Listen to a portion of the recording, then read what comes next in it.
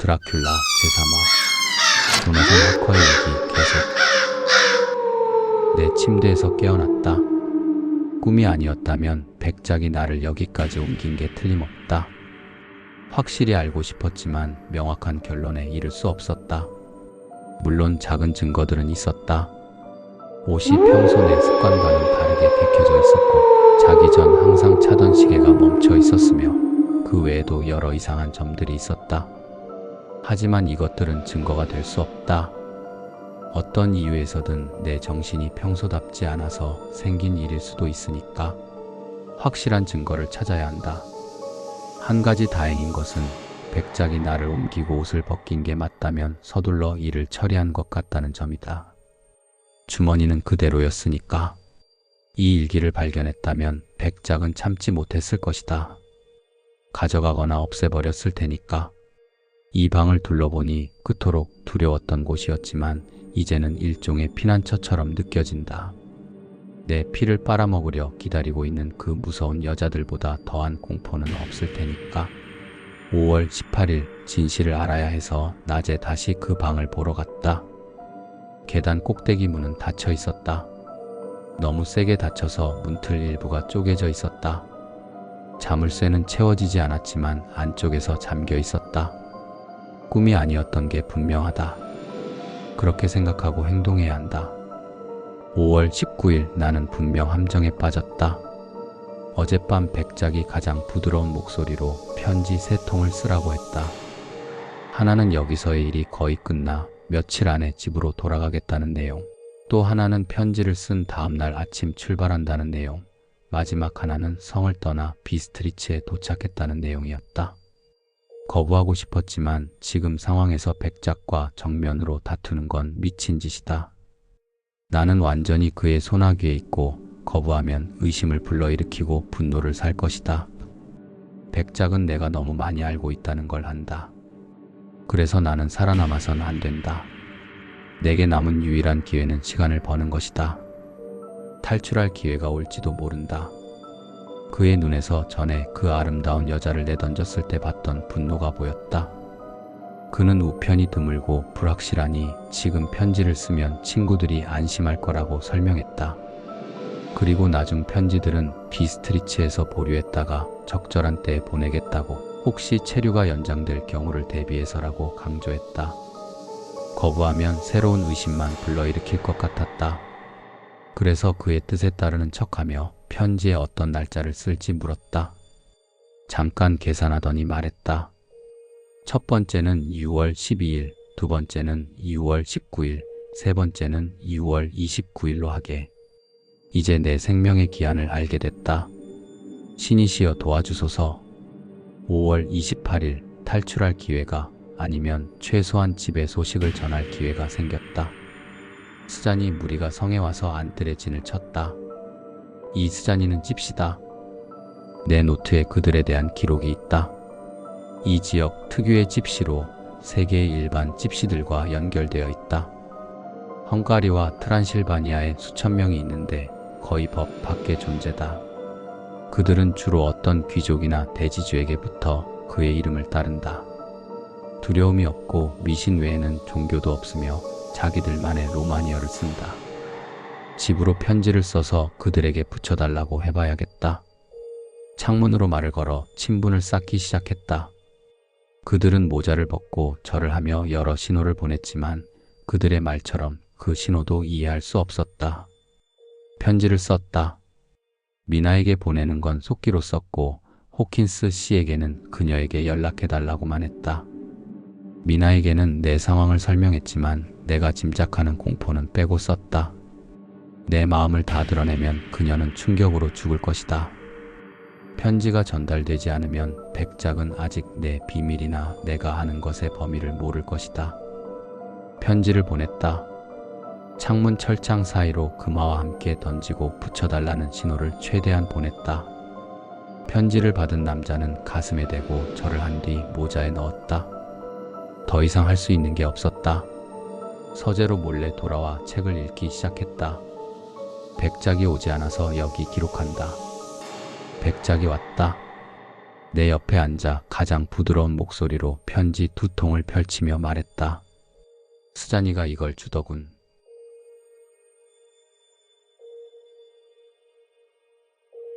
어디서 온 건지 모르겠지만 당연히 처리해야지. 보게. 들여다봤을 것이다. 하나는 자네가 친구 피터 호킨스에게 보낸 거고 다른 하나는 봉투를 뜯다 이상한 기호를 보자 얼굴이 어두워지고 눈이 사악하게 타올랐다. 다른 하나는 비열한 것, 우정과 환대에 대한 모욕이군. 서명도 없네. 뭐 우리에겐 상관없는 일이지. 그리고는 침착하게 편지와 봉투를 램프 불꽃에 넣어 태워버렸다. 그러고는 계속 말했다. 호킨스에게 보낸 편지는 당연히 보내주지. 자네 편지니까. 자네 편지는 내게 신성한 거야. 용서하게, 친구. 모르고 봉인을 뜯었네. 다시 봉하지 않겠나? 편지를 내밀고 정중하게 절하며 깨끗한 봉투를 건넸다. 나는 침묵 속에서 주소만 다시 쓰고 돌려줄 수밖에 없었다. 그가 방을 나갈 때 열쇠 돌아가는 소리가 부드럽게 들렸다. 1분 뒤 가서 확인했다. 문은 잠겨 있었다. 한두 시간 뒤 백작이 조용히 방에 들어왔을 때 나는 잠에서 깼다. 소파에서 잠들어 있었던 것이다. 매우 정중하고 쾌활한 태도로 내가 자고 있었다는 걸 알고 말했다. 그래, 친구, 피곤한가 보군. 침대로 가게. 그게 제일 확실한 휴식이지. 오늘 밤은 얘기할 수 없을 것 같네. 할 일이 많아서 말이야. 하지만 잘 자게나. 나는 방으로 가서 잠자리에 들었고 이상하게도 꿈도 꾸지 않고 잤다. 절망에도 나름의 평온이 있는 법이다. 5월 31일 오늘 아침 일어나서 가방에서 종이와 봉투를 꺼내 주머니에 넣어두려고 했다. 기회가 생기면 편지를 쓰려고. 하지만 또 놀라움, 또 충격. 종이가 하나도 없었다. 철도와 여행에 관한 메모, 신용장, 성 밖에 나가면 유용할 모든 것이 사라졌다. 잠시 생각에 잠겼다가 문득 떠오른 게 있어서 여행 가방과 옷을 넣어둔 옷장을 뒤졌다. 여행할 때 입었던 옷과 외투, 담요가 사라졌다. 어디에도 흔적이 없었다. 이건 새로운 악행의 계획인 것 같았다. 6월 17일 오늘 아침 침대 가장자리에 앉아 머리를 쥐어짜고 있는데 밖에서 채찍 소리와 말발굽 소리가 안뜰 넘어 바위 길을 올라오는 게 들렸다. 기쁘게 창문으로 달려가니 큰 집마차 2대가 들어오고 있었다. 각각 튼튼한 말 8마리가 끌고 말 한 쌍마다 슬로바키아인이 넓은 모자, 못 박힌 벨트, 더러운 양가죽, 높은 장화 차림으로 서 있었다. 긴 막대기도 들고 있었다. 문으로 달려가 큰 홀을 통해 그들과 합류하려 했다. 그쪽 문이 열릴 거라 생각했으니까. 또 충격이었다. 내 방문이 바깥에서 잠겨 있었다. 창문으로 달려가 그들에게 소리쳤다. 멍하니 올려다보며 가리키기만 했다. 그때 수잔이 우두머리가 나와서 내 창문을 가리키는 걸 보고 뭔가 말했고 그들은 웃었다. 그 뒤로 아무리 애원해도 그들은 나를 쳐다보지도 않았다. 단호하게 외면했다. 집마차에는 두꺼운 밧줄 손잡이가 달린 큰 네모난 상자들이 실려 있었다. 슬로바키아인들이 쉽게 다루고 거칠게 옮길 때 나는 울림으로 보아 비어있는 게 분명했다. 모두 내려 안뜰 한쪽에 큰 더미로 쌓자 수잔이가 슬로바키아인들에게 돈을 주었고 그들은 행운을 빌며 침을 뱉고 느긋하게 각자 말 곁으로 갔다. 얼마 뒤 채찍 소리가 멀어져 사라졌다. 6월 24일 새벽 전 어젯밤 백작은 일찍 나를 떠나 자기 방에 들어가 문을 잠갔다. 감히 할 수 있게 되자마자 나선형 계단을 올라가 남쪽으로 난 창문을 내다봤다. 백작을 지켜보려고 했다. 뭔가 일어나고 있었다. 수잔이가 성 어딘가에 자리 잡고 어떤 일을 하고 있다. 가끔 멀리서 곡괭이와 삽소리 같은 게 들리니까 무슨 일이든 무자비한 악행의 끝판일 것이다. 창가에 선 지 30분도 안 돼서 백작의 창문에서 뭔가 나오는 게 보였다. 뒤로 물러나 조심스럽게 지켜보니 사람 전체가 나타났다. 새로운 충격이었다. 내가 여행할 때 입었던 옷을 입고 있었고 어깨에는 여자들이 가져갔던 그 끔찍한 가방을 메고 있었다. 그의 목적은 의심할 여지가 없었다. 내 옷을 입고 이게 그의 새로운 악의 계획이다. 다른 사람들이 나를 봤다고 생각하게 해서 내가 마을에서 편지를 붙이는 걸 봤다는 증거를 남기고 그가 저지를 악행을 지역 사람들이 내 탓으로 알게 하려는 것이다. 이런 일이 벌어지는데 나는 여기 갇혀 있다니 진짜 죄수보다 못하다. 범죄자에게도 법의 보호와 위안이 있는데 말이다. 백작이 돌아오는 걸 지켜보려고 오랫동안 창가에 앉아 있었다. 그러다 달빛 속에 이상한 작은 점들이 떠다니는 걸 알아챘다. 아주 작은 먼지 알갱이 같았고 성운처럼 빙빙 돌며 뭉쳤다. 진정되는 느낌으로 지켜봤고 일종의 평온이 찾아왔다. 창틀에 기대어 더 편한 자세를 취하고 공중의 춤을 즐겼다. 뭔가 나를 깜짝 놀라게 했다. 저 아래 계곡에서 개들의 낮고 애처로운 울음소리가 들렸다. 귀에 더 크게 울려 퍼지는 것 같았고 떠다니는 먼지 알갱이들이 소리에 맞춰 춤추며 새로운 형태를 띠었다. 본능의 부름에 깨어나려 애쓰는 느낌이었다. 내 영혼이 반쯤 기억하는 감각들이 그 부름에 응답하려 애썼다. 최면에 걸리고 있었다. 먼지가 점점 빠르게 춤췄다. 달빛이 내 옆을 지나 저편 어둠 속으로 들어가며 떨리는 것 같았다. 점점 더 모여들어 희미한 유령 같은 형체를 띠는 것 같았다. 그러다 나는 깜짝 놀라 완전히 깨어났고 비명을 지르며 그곳에서 도망쳤다. 달빛에서 점차 실체화되던 유령 같은 형체들은 내가 운명 지어진 새 여자였다. 도망쳐서 내 방에 오니 좀 더 안전한 느낌이었다.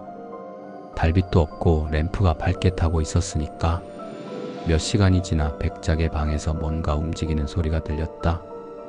날카로운 비명 같은 게 빠르게 억눌려지더니 침묵, 깊고 끔찍한 침묵이 나를 얼어붙게 했다. 두근거리는 심장으로 문을 열어보려 했지만 나는 감옥에 갇혀 있었고 아무것도 할 수 없었다. 앉아서 그냥 울었다. 앉아있는데 박 안뜰에서 소리가 들렸다. 여자의 고통스러운 외침이었다. 창문으로 달려가 열고 철창 사이로 내다봤다. 정말로 헝클어진 머리의 여자가 달려온 듯 가슴에 손을 얹고 있었다. 문 모퉁이에 기대어 있다가 창가에 내 얼굴을 보자 앞으로 몸을 던지며 위협적인 목소리로 외쳤다. 자신의 아이를 돌려달라며 연신 울부짖었다. 무릎을 꿇고 손을 들어 올리며 같은 말을 외쳤다. 내 심장을 쥐어짜는 목소리였다. 그러고는 머리카락을 뜯고 가슴을 치며 격정적인 감정에 자신을 내맡겼다. 마침내 앞으로 몸을 던졌고 보이지는 않았지만 맨손으로 문을 두드리는 소리가 들렸다. 높은 곳, 아마 탑 어딘가에서 백작의 목소리가 거칠고 금속성의 속삭임으로 외쳤다. 그의 외침에 사방에서 늑대 울음소리가 응답하는 것 같았다. 몇 분 지나지 않아 늑대 무리가 막혀있던 댐이 터진 것처럼 넓은 입구를 통해 안뜰로 쏟아져 들어왔다. 여자의 외침은 없었고 늑대들의 울부짖음도 짧았다. 얼마 안 가 늑대들이 하나씩 입술을 핥으며 흩어졌다. 그녀를 불쌍히 여길 수 없었다. 그녀의 아이에게 무슨 일이 일어났는지 알았고 그녀는 차라리 죽는 게 나았으니까. 어떻게 해야 하나? 무엇을 할 수 있나? 이 밤과 어둠과 공포의 무서운 것에서 어떻게 벗어날 수 있나? 6월 25일 아침, 밤의 고통을 겪기 전까지는 아침이 얼마나 달콤하고 소중한지 모른다.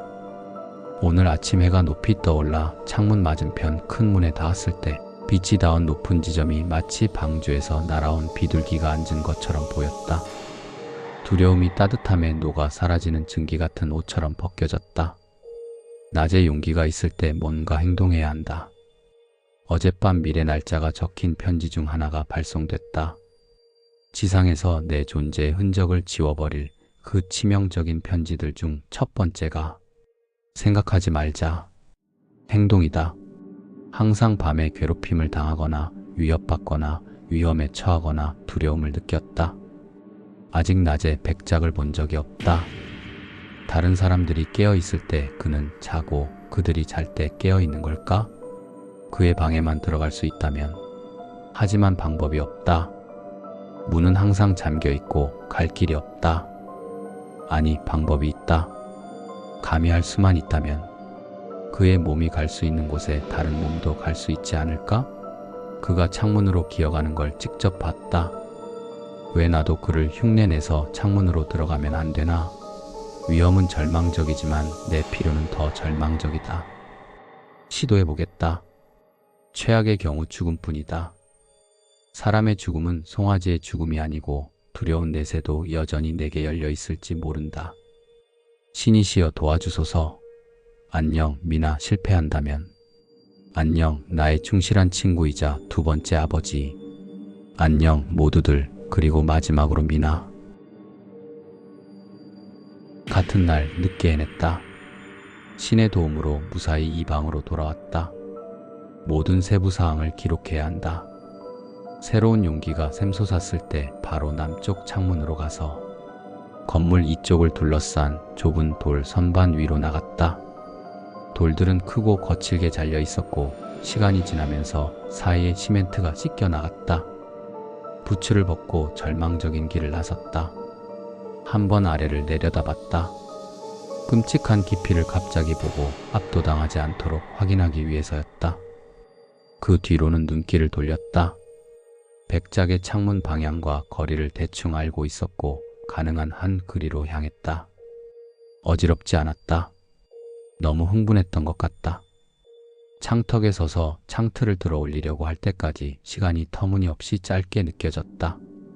몸을 숙이고 발부터 창문으로 미끄러져 들어갈 때는 초조했다. 백작을 찾아 주위를 둘러봤지만 놀랍고 기쁜 사실을 발견했다. 방이 비어 있었다. 거의 사용하지 않은 듯한 이상한 물건들로 가득히 꾸며져 있었다. 가구는 남쪽 방들과 비슷한 스타일이었고 먼지로 덮여 있었다. 열쇠를 찾았지만 자물쇠에도 없었고 어디에서도 찾을 수 없었다. 찾은 건 한쪽 구석의 금화 더미뿐이었다. 로마, 영국, 오스트리아, 헝가리, 그리스, 터키 돈으로 오랫동안 땅에 묻혀 있었던 것처럼 먼지막이 덮여 있었다. 내가 본 것 중 300년 미만 된 건 하나도 없었다.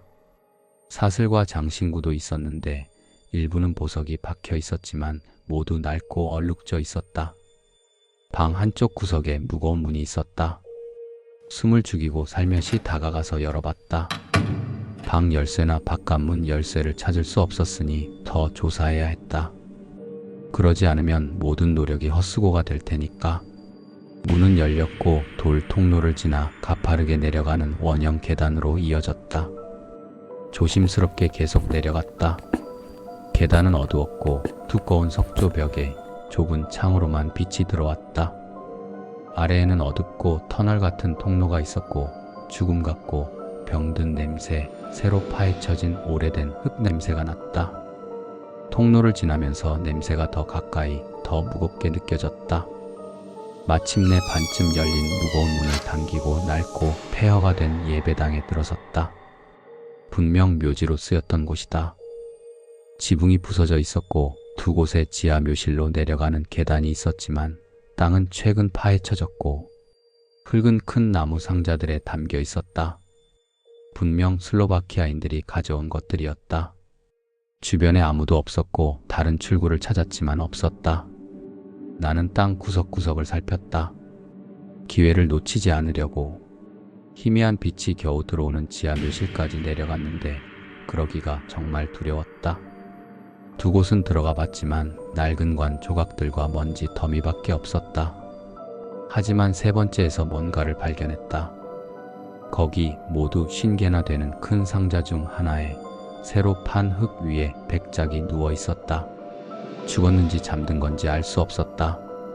눈은 떠 있고 돌처럼 굳어 있었지만 죽음의 유리 같은 광택은 없었고 창백한 뺨에는 생명의 온기가 있었다. 입술은 여전히 빨갛다. 하지만 움직임의 기미도 맥박도 숨도 심장 박동도 없었다. 몸을 굽혀 생명의 징후를 찾으려 했지만 헛수고였다. 오래 누워있진 않았을 것이다. 흙 냄새는 몇 시간이면 사라지니까. 상자 옆에는 여기저기 구멍이 뚫린 뚜껑이 있었다. 열쇠를 갖고 있을 거라 생각했지만 뒤지려고 하다가 그 죽은 눈을 봤다. 죽었지만 나나 내 존재를 의식하지 못하면서도 그 안에 담긴 증오의 표정이 너무나 강렬해서 그 자리에서 도망쳤다. 백작의 방을 창문으로 나와 다시 성벽을 타고 올라갔다. 내 방으로 돌아와 숨을 헐떡이며 침대에 몸을 던지고 생각하려 했다. 6월 29일, 오늘은 내 마지막 편지의 날짜다. 백작은 그게 진짜라는 걸 증명하려고 조치를 취했다. 다시 같은 창문으로 성을 떠나는 걸 봤으니까 내 옷을 입고 도마뱀처럼 벽을 타고 내려가는 걸 보며 총이나 치명적인 무기가 있었으면 했다. 그를 파괴할 수 있게. 하지만 인간의 손으로 만든 무기로는 그에게 아무 효과가 없을 것 같다. 돌아오는 걸 기다릴 수 없었다. 그 기괴한 자매들을 볼까봐 두려워서 도서관으로 돌아와 잠들 때까지 책을 읽었다. 어느새 들어왔는지 백작이 깨웠다. 최대한 무섭게 나를 보며 말했다. 친구여, 내일 우리는 헤어져야 하네. 자네는 아름다운 영국으로, 나는 어떤 일로 가는데 그 결과로 우리가 다시는 못 만날 수도 있지. 자네 집에 보낸 편지는 발송됐고 내일 난 여기 없을 걸세. 하지만 여행 준비는 다 돼 있을 거야. 아침에 스자니가 오고 슬로바키아인들도 와. 그들이 가면 내 마차가 자네를 태우러 와서 보르고 고갯길로 데려가 부코비나에서 비스트리츠로 가는 역마차를 만나게 할 거야. 하지만 드라큘라 성에서 자네를 더 보게 되길 바라네. 의심스러웠다. 나는 그의 진실성을 시험해보기로 했다. 진실성이라니. 이런 괴물과 연관해서 그 단어를 쓰는 게 모독처럼 느껴졌지만 직접적으로 물었다. 왜 오늘 밤 갈 수 없습니까? 사랑하는 친구여, 마부와 말들이 모두 임무를 띄고 나가 있어서 그렇다네. 하지만 기꺼이 걸어가겠습니다. 당장 떠나고 싶습니다. 그가 미소 지었다. 너무나 부드럽고 매끄럽고 악마 같은 미소라 그 뒤에 어떤 속임수가 있다는 걸 알 수 있었다. 짐은 어쩌고? 신경 안 씁니다. 나중에 보내면 됩니다. 백작이 일어서서 너무나 달콤한 예의로 말했다. 너무 진실해 보여서 눈을 비볐다. 영국인들에게는 내 마음에 와닿는 속담이 있지. 우리 귀족들을 지배하는 정신이기도 하고, 오는 손님은 환영하고 떠나는 손님은 빨리 보내라. 함께 가세, 친애하는 젊은 친구여. 자네 뜻에 반해 우리 집에서 1시간도 기다리게 하지 않겠네. 자네가 가는 게 그것도 갑자기 원한다니 슬프지만 오게나. 위험있게 램프를 들고 계단과 복도를 따라 앞서 걸었다. 그러더니 갑자기 멈췄다. 들어보게. 가까이서 많은 늑대들의 울음소리가 들렸다. 마치 그의 손이 올라가면서 소리가 생겨난 것 같았다. 지휘자의 지휘봉 아래서 오케스트라 음악이 튀어나오듯이. 잠시 멈췄다가 위험있게 문으로 가서 무거운 빗장을 빼고 무거운 쇠사슬을 풀어 문을 열기 시작했다. 나는 그만 깜짝 놀랐다. 문이 잠겨있지 않았다. 의심스럽게 주위를 둘러봤지만 열쇠는 어디에도 보이지 않았다. 문이 열리기 시작하자 밖에 늑대들 울음소리가 더 크고 격렬해졌다. 붉은 턱, 으드득거리는 이빨, 무딘 발톱이 달린 발로 뛰어오르며 열리는 문 사이로 들어왔다. 그 순간 백작에게 맞서는 건 쓸모없다는 걸 알았다. 이런 동맹자들을 거느리고 있으니 난 아무것도 할 수 없었다. 하지만 문은 계속 천천히 열렸고 오직 백작의 몸만이 틈을 막고 있었다. 갑자기 깨달았다. 이게 내 파멸의 순간이자 수단일지도 모른다고. 그리고 늑대들에게 내던져질 것이고 그것도 내가 부추긴 것이 되는. 백작에게 충분히 어울리는 악마 같은 사악함이었다. 나는 마지막 기회로 외쳤다. 문을 닫으세요. 아침까지 기다리겠습니다. 그리고 쓰라린 실망의 눈물을 숨기려고 손으로 얼굴을 가렸다. 백작이 강력한 팔 한 번으로 문을 쾅 닫았고 큰 빗장들이 제자리로 꽂히며 쨍그랑 울려 퍼졌다. 침묵 속에서 도서관으로 돌아왔고 1, 2분 뒤 내 방으로 갔다. 마지막으로 본 드라큘라 백작의 모습은 내게 손에 키스를 날리는 모습이었다. 눈에는 붉은 승리의 빛이 있었고 지옥의 유다도 자랑스러워할 미소를 짓고 있었다. 방에 들어와 누우려는데 문 밖에서 속삭임이 들리는 것 같았다. 조용히 가서 들었다. 귀가 속이는 게 아니라면 백작의 목소리였다. 물러가라, 물러가 내 자리로. 아직 때가 아니야. 기다려라. 참아라. 오늘 밤은 내 것이다. 내일 밤은 너희들의 것이다. 낮고 달콤한 웃음소리가 흘러나왔고 분노에 차서 문을 활짝 열었다. 3명의 무서운 여자들이 입술을 핥고 있었다. 내가 나타나자 모두 끔찍한 웃음을 터뜨리고 도망쳤다. 방으로 돌아와 무릎을 꿇었다. 그럼 끝이 이렇게 가까운가? 내일. 주님, 저와 제가 사랑하는 이들을 도와주소서. 6월 30일 아침. 이것이 이 일기에 쓰는 마지막 말이 될지도 모른다. 새벽 직전까지 잤고 깨어나서 무릎을 꿇었다. 죽음이 온다면 준비된 모습으로 맞이하기로 결심했으니까. 마침내 공기에 미묘한 변화를 느꼈고 아침이 왔다는 걸 알았다. 그러고는 반가운 닭 울음소리가 들렸고 안전하다고 느꼈다. 푸른 마음으로 문을 열고 홀로 달려 내려갔다. 문이 잠기지 않은 걸 봤고 이제 탈출이 눈앞에 있었다. 간절함으로 떨리는 손으로 쇠사슬을 풀고 거대한 빗장을 당겼다. 하지만 문이 움직이지 않았다. 절망이 엄습했다. 문을 당기고 또 당기고 흔들었다. 거대한 문이 틀 안에서 덜거덕거렸다. 빗장이 꽂힌 게 보였다. 백작과 헤어진 뒤 잠긴 것이다. 그때 어떤 위험을 무릅쓰고라도 그 열쇠를 얻어야겠다는 격렬한 욕망이 생겼다. 그 자리에서 다시 벽을 타고 백작의 방으로 가기로 결심했다. 날 죽일지도 모르지만 이제 죽음이 더 행복한 선택처럼 보였다. 멈추지 않고 동쪽 창문으로 달려가 전처럼 벽을 타고 내려가 백작의 방으로 들어갔다. 비어 있었지만 예상했던 대로였다. 열쇠는 어디에도 보이지 않았지만 금화 더미는 그대로였다. 구석의 문으로 가서 나선형 계단을 내려가고 어두운 통로를 지나 낡은 예배당으로 갔다. 이제 찾는 괴물이 어디 있는지 잘 알고 있었다. 큰 상자는 같은 자리에 벽에 붙어 있었지만 뚜껑이 올려져 있었다. 고정되지 않았지만 못들이 제자리에 있어서 박을 수 있게 되어 있었다. 열쇠를 찾으려면 몸에 손을 대야 한다는 걸 알았다. 뚜껑을 들어 벽에 기대놓고는 내 영혼을 공포로 가득 채우는 것을 봤다. 백작이 누워 있었지만 젊음을 반쯤 되찾은 것처럼 보였다. 하얀 머리카락과 콧수염이 어두운 철회색으로 바뀌었고 뺨은 더 통통했으며 하얀 피부 아래가 루비빛으로 보였다. 입은 어느 때보다 빨갛다. 입술에 신선한 피 덩어리가 있었고 입가에서 턱과 목으로 흘러내렸다. 깊고 타오르는 눈조차 부은 살 사이에 박혀있는 것 같았다. 눈꺼풀과 그 아래 주머니들이 부어올랐다. 그 끔찍한 생명체 전체가 단순히 피로 가득 찬 것 같았다. 포식으로 지쳐 누운 더러운 거머리 같았다. 몸을 굽혀 그를 만지려니 몸서리 쳐졌고 내 모든 감각이 그 접촉에 반항했다. 하지만 뒤져야 했다. 그렇지 않으면 나는 끝이었다. 다가오는 밤 내 몸도 그 끔찍한 세 여자들의 제물이 될 수 있었다. 몸 전체를 더듬었지만 열쇠의 흔적은 찾을 수 없었다. 멈춰 서서 백작을 봤다. 부은 얼굴에 조롱하는 미소가 있었고 그게 날 미치게 만드는 것 같았다. 이 존재를 내가 런던으로 옮기는 걸 돕고 있었다.